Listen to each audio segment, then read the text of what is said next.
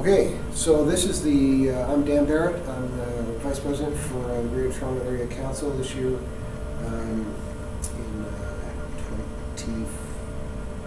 2014-15.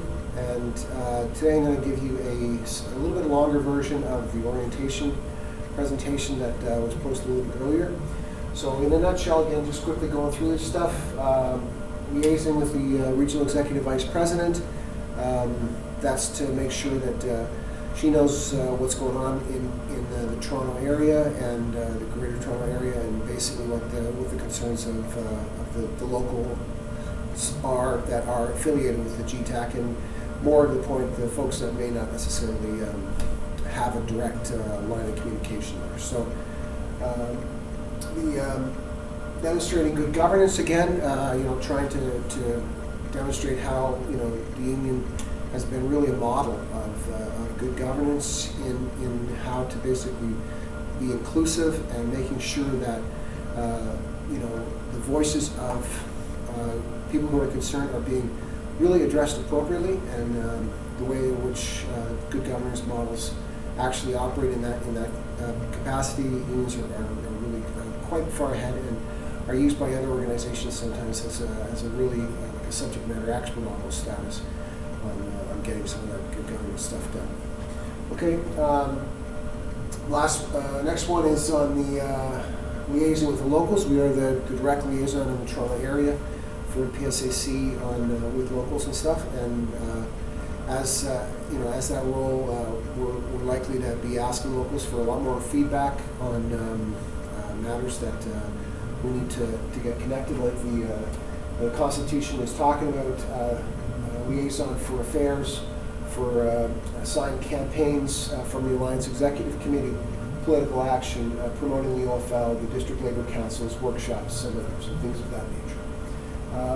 Also addressing consequential issues to enhance positive image of the public service. We do a lot of that at the Labor Day Parade. Encouraging occupational group formation with locals. That's essentially, a lot of the trade unions are essentially in that kind of a structure, and there's a lot of our folks that are within occupational groups that may not necessarily be aware of the connections that are existing, especially through, like, say, organizations like the OFL and District Labour Council. And so there's certain trends and things that we're trying to push out there to help organize occupational groups to really effectively bargain at the table with Treasury Board or whoever their employer may happen to be. Okay, just going to click to the next slide. So again, this is the general structure of unions in Canada. The little icon at the bottom is, to the top there is the Canadian Labour Congress, and that one deals more or less with stuff at the federal level. The OFL, that's the little bar in the middle with the lovely little icon in it. That one's it has a biennial conference in Ontario, and that one is essentially dealing with Ontario, but again, it's directly linked to the Canadian Labour Congress. So, and then District Labour Council for the biggest one really in the GTA is the Toronto and York region. The due structure there is a little prohibitive for some of the smaller locals, but we're hoping that we can better promote their stuff so the folks that need to know what's actually going on in that organization can get a good update as to what's going on, so that we can effectively work together with them. And the last one we really are promoting is PSAC, and the way the organization is really working to enhance the role of unions and the dignity of work around Ontario, Canada, really the world. So basically that's who we are, how we fit in. So we are affiliated with the OFL. The PSAC has basically a direct affiliation with the Canadian Labour Congress. So at the Canadian Labour Congress, when it meets, delegates from PSAC end up going. OFL, a lot of the Ontario locals are directly affiliated with those. So you get locals going directly there, and so that's the structure we're particularly tasked to promote from the previous slide when we were looking at the Constitution. So next one is just a quick overview of some of the components. So components are a pretty important part of PSAC, and again, we've been around since 1966, so coming up to anniversary year shortly, and when we get there, that'll be a lot of fun, hopefully. But basically, within the structure of the components, there's a number of components that are a little bit outside of the Ontario region, but you know, it provides us a nice rallying point to look. You know, we have a lot of different organizations and different resources that folks can tap into, and so through the area council, which is required to, you know, in order to form it, requires at least 3 components to agree, and for a geographic area. And so we have a direct link to the components with respect to formation and with respect to basically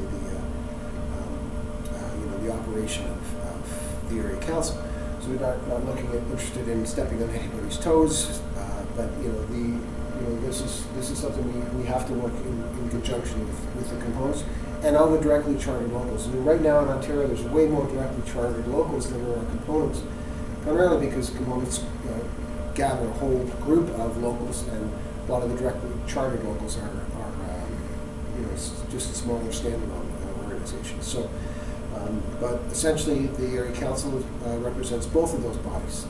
And just a quick structure overview then. May not be able to see the slide very well, but essentially, again, you've got the components and the locals. So the locals sending their delegates into the Greater Toronto Area Council. Now you have this thing called constitutionally recognized regional committees, and they send some stuff like the Regional Women's Committee, or Racially Visible Action Committee, or some of the other committees that probably might get wrong, so I'm reluctant to actually name them. And then you've got the third piece of the puzzle for delegates to GTAC, and that would be the directly chartered locals, and that's that whole list that we were talking about, not so much on the previous slide. So there's also part of the structure is a staff resource person, and their role is really a good facilitator and an excellent resource to kind of pull together what's actually going on in the area, and what's happening in other areas as well, so that we can learn from best practices and really get the information that we need to be effective. So the staff role is really important. So all those the delegate folks, they all basically elect the executive, again, who are all part of the GTAC, and essentially right now the GTAC is sending delegates onward to 2 bodies, which would be the PSAC Ontario Convention, which was just a couple of months ago, and the PSAC National Convention, which later on, actually in the first people who are going to be seeing this are potentially folks in the October meeting GTAC 2014, and that's when we're going to be sending or selecting our delegates. So the GTAC is basically connected into all these different bodies, which, the Ontario Convention essentially selects all the folks that are in the Ontario Regional Council, and they also the Ontario Regional Executive Vice President. And then, at the National Convention, the National Convention delegates, they all select the Alliance Executive Committee, which is dealing with, everyone except for the RVPs, which are elected at the provincial structures. So basically, that's how the constituency of GTAC works, and how we fit into the particular puzzle. So last slide as we come up to the 10-minute mark. Basically, is just the services and traditions of GTAC, and you may have to refer to this slide because I'm kind of running out of time a bit, but basically our goal is to become, this is an effectiveness index, not a cost, but basically Our costs are pretty well constant. We haven't really imposed any kind of due structure for a number of years, since about 2005. And so we basically break it down just to the base funding that we get from the Alliance, and which covers off most of our operating expenses. And then based on our traditions, essentially what's happened is, instead of having a dues fee or whatever for different locals, we ask the locals cover off the travel expenses to get the people to our meetings. We, in the past we've offered telecon and Skype type attendance, so there are options to get there on the in a less expensive way. But basically that's sort of the trade-off we have right now. With that past funding model, we have a mandate right now to go out and ask for some additional funding for projects. There are other models that we may other avenues in order to fund special projects and stuff if folks are interested in it. And hopefully, this is we're on our way up to bigger and better things. And hopefully, this has been an informative session for you. If you have any questions, please feel free to contact us at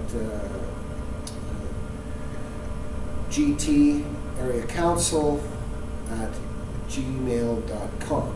So again, GT Area Council, one word, at gmail.com. Thanks again, and in solidarity. Have a good one, Jeff.